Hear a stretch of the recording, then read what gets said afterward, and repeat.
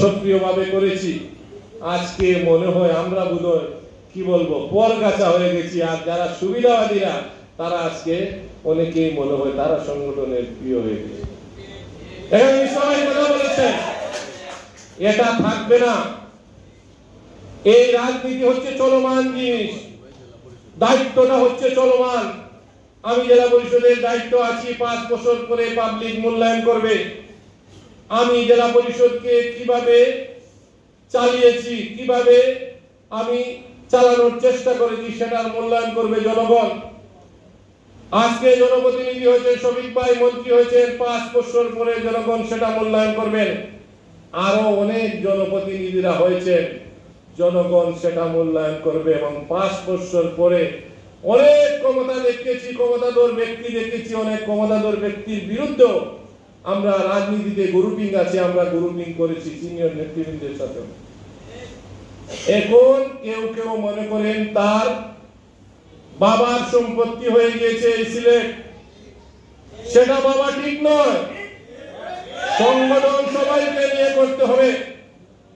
সবাই এই সংগঠনে আমাকে যেভাবে সবাই সহযোগিতা করেছে, আরো জনপ্রতিনিধিরা যারা আছেন সবাইকে আমরা সহযোগিতার মাধ্যমে জনপ্রতিনিধি বানিয়েছি, দায়িত্ব নিয়েছি, টাকা খরচ করেছি, নিজের টাকা খরচ করে অনেককে জনপ্রতিনিধি বানিয়েছি।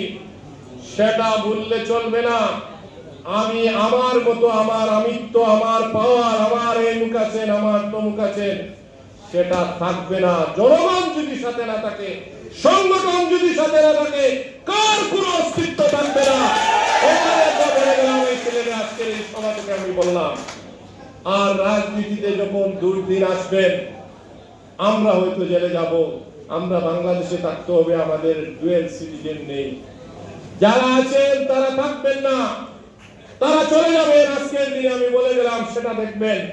সব সময় দেশ একভাবে পরিচালিত হবে না। দেশ পরিচালিত হবে দেশের জনগণের আস্থার উপর, জনগণের ভোটের উপর। সেটা জনগণের আস্থা এবং ভোটের অধিকার, জনগণ ভোট দিয়ে বানিয়েছে, সেটা মূল্যায়ন করে মানুষ 5 বছর পর পর। সংগঠন দায়িত্ব নিয়ে থাকে, তার সংগঠনের সম্মেলনের মাধ্যমে পরিবর্তনের মধ্য দিয়ে নতুন নেতৃত্ব আনে, নতুবা যারা ভালো কাজ করে তাদেরকে আবার পুনর্বহাল করে। সেজন্য আমাদের সবার বোঝা উচিত, সংগঠনকে সম্মান করা উচিত। মহানগর জেলা আওয়ামী লীগ আছে, যতদিন মহানগর এবং জেলা আওয়ামী লীগের নেতৃত্ব, সভাপতি, সাধারণ সম্পাদক হিসাবে যারা আছেন তাদেরকে সম্মান করে এই সংগঠন করতে হবে। যে সময় আমি সভাপতি, সাধারণ সম্পাদকের আমরা দায়িত্বে থাকবো না, যারা নতুন আসবেন তাদেরকে সম্মান জানিয়ে তাদেরকে সমর্থন করে আমাদের কাজ করা আমাদের উচিত। এটাই হচ্ছে সংগঠনের নিয়ম। কেউ ব্যক্তি কেন্দ্রিক, বাই কেন্দ্রিক, স্লোগান কেন্দ্রিক সংগঠন করবেন, সেটা বেশি দিন টিকবে না। আমি বলে গেলাম, আপনারা দেখবেন জনগণ সেটার জবাব দিবে, এবং তৃণমূলের নেতা কর্মীরা সেটাই সময় আসবে সেটার জবাব দেবে। আমরা আমাদের রাজনীতিতে সিলেটে অনেক দেখেছি। আমরা আব্দুল সামাদ আজাদ, দেওয়ান ফরিদ গাজী, হুমায়ুন রশিদ চৌধুরী, সুরঞ্জিত সেনগুপ্ত, বাঘা বাঘা নেতাদের পাশে থাকার সুযোগ হয়েছে, গাড়িতে ওঠার সুযোগ হয়েছে, সালাম দেওয়ার সুযোগ হয়েছে, আমরা দেখেছি। আর এখন যারা রাজনীতি করেন, অনেক আমাদের কর্মী ছিলেন। আমরা যখন কলেজের নেতা ছিলাম, অনেক কর্মী ছিলেন। অনেকের তো কর্মী নামই ছিল না, এখন বলেন আমি এমসি কলেজের নেতা ছিলাম। অনেক এমপি হয়েছেন, মন্ত্রী হয়েছেন, অনেকেই উপজেলা চেয়ারম্যান হয়েছে, অনেকে অনেক কিছু হয়েছেন। ভালো কথা, আমরাও চাই সবাই একটা টাইমে বড় হবে। আমরা হয়তো রিটায়ারে যাব, আরেকজন নিচ থেকে উঠবে, কিন্তু সবার প্রতি সবার সম্মান রাখা উচিত। সবাই সংগঠনের প্রতি সম্মান রাখা উচিত, সংগঠনের পদের প্রতি সম্মান রাখা উচিত। যে সেটা করবে না, আমি যদি অভদ্রতা করি, আরো 5 বছর 10 বছর পরে আমার বিরুদ্ধে আরেকজন অভদ্রতা করবে। যে সংগঠনকে সম্মান করবে না, সেই সংগঠনের আস্থা করে এই সংগঠনের মধ্যেই সে নিক্ষিপ্ত হবে। সংগঠনের কর্মীরা তাকে দেখলে দূরে থাকবে, সেটাই হবে বাস্তবতা।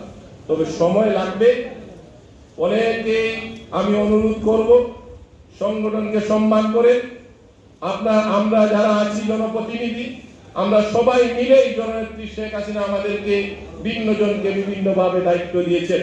আমরা সবাই সম্মিলিতভাবে দেশের জন্য, সিলেটের জন্য, জাতির জন্য যদি আমরা সবাই একসাথে কাজ করি, ইনশাআল্লাহ সিলেট সহ সারা বাংলাদেশের উন্নয়ন হবে। এবং মাননীয় প্রধানমন্ত্রী জননেত্রী শেখ হাসিনা যে ভিশন দিয়েছেন 2041 সাল, সেই 41 সাল বাস্তবায়নে আমরা সবাই ঐক্যবদ্ধভাবে আমরা যদি কাজ করি, ইনশাআল্লাহ 41 সাল লাগবে না, এর আগে বাংলাদেশ একটি উন্নত বাংলাদেশ এবং স্মার্ট বাংলাদেশ বিনির্মাণ হবে, আমি সেটা বিশ্বাস করি। আমরা আজকের দিনে বলতে চাই, মাননীয় প্রধানমন্ত্রী জননেত্রী শেখ হাসিনা আছেন বলে আজকে বাংলাদেশ এগিয়ে যাচ্ছে, বাংলাদেশ এগিয়ে যাবে এবং তার যে কাঙ্ক্ষিত লক্ষ্য, সেই লক্ষ্য বাস্তবায়ন অবশ্যই তিনি বাংলাদেশের জন্য করে যাবেন।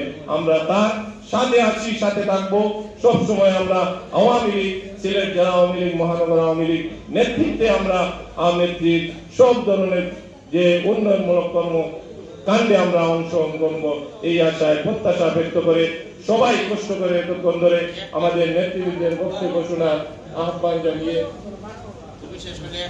আমি আমার কথা শেষ করছি। খুদা হাফেজ, সবাইকে ধন্যবাদ। জয় বাংলা।